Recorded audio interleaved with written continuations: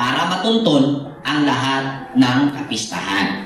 Una na dito ang Sabat. Pero kaagad na na-mention dito, sa 6 na araw magtatrabaho at ang ika-7 araw ay araw ng pamamahinga. Hindi po sinabi, ito ang mga kapistahan na dapat yung tandaan, bantayan, ang araw ng pamamahinga at ito ay magbabago-bago kada taon. Wala pong ganun.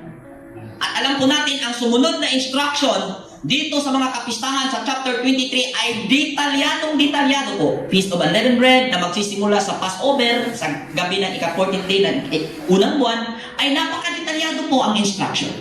Sumunod ang ibang mga pista, sumunod ang ibang mga tuntunin, tulad ng Day of Atonement, talagang napaka-detalyado po ang instruction doon.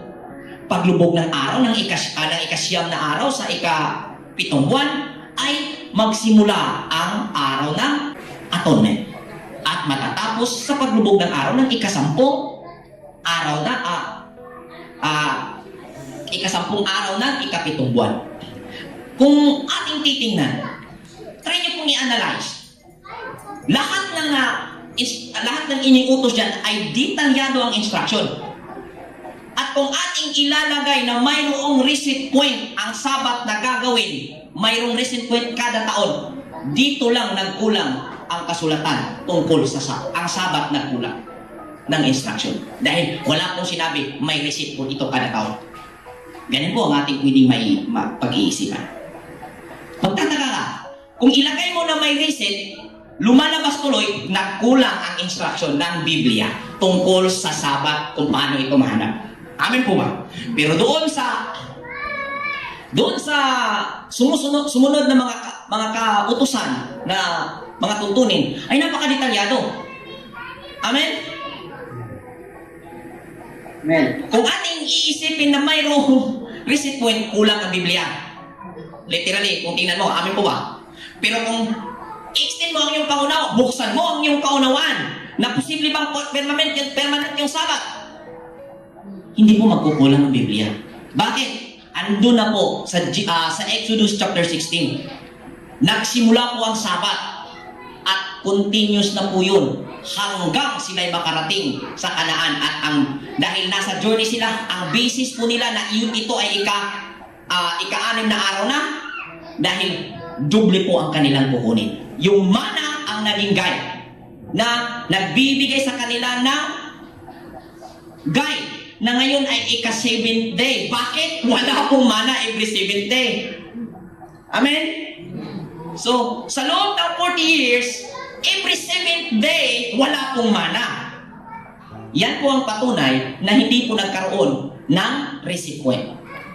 Dahil kung kada taon magkaroon ng receipt point, ang pinakahuling linggo hindi aabot ng 6 days ang mana.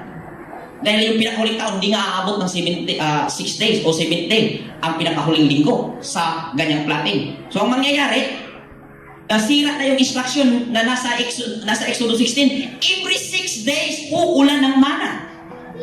Masisira yun. Ano po ba? So, ganito po kasimple.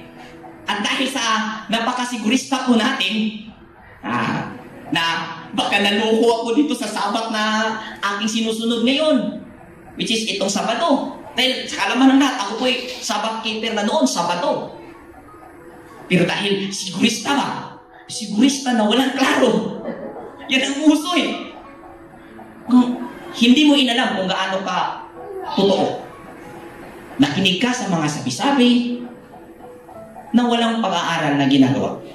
Kaya, napunta ka. Pero salamat sa Elohim, tayo ay nagkaroon ng bukas na kaisipan upang i-analisa ang mga impormasyon na ating naririnig. At ngayon, ganito po ang nangyari. So, hindi po tayo ignorante sa lunar Sabat na kanilang sasabihin. Dahil kung mayroong naninindigan sa lunar Sabat at pinaglalaban, pwede tang matuknan, pero di tang malabuan. Amen! Amen! Tinuod ang Exon. Pwede tang matuknan diha sa paninindigan sa lunar Sabat. Pero labuan, lesson. Ang nakita lang nako mga igsuon nga nahimong garantiya yung pure desire. Kasi hindi po yung issue na mali tayo sa Sabat. Hindi po yun ang dahil titingnan kung bakit ka nandun. Kung bakit tayo naroon sa ganung kaunawaan. Dahil gusto nating sumunod. Amen. At hindi tayo pinabayaan ng Ama. Okay?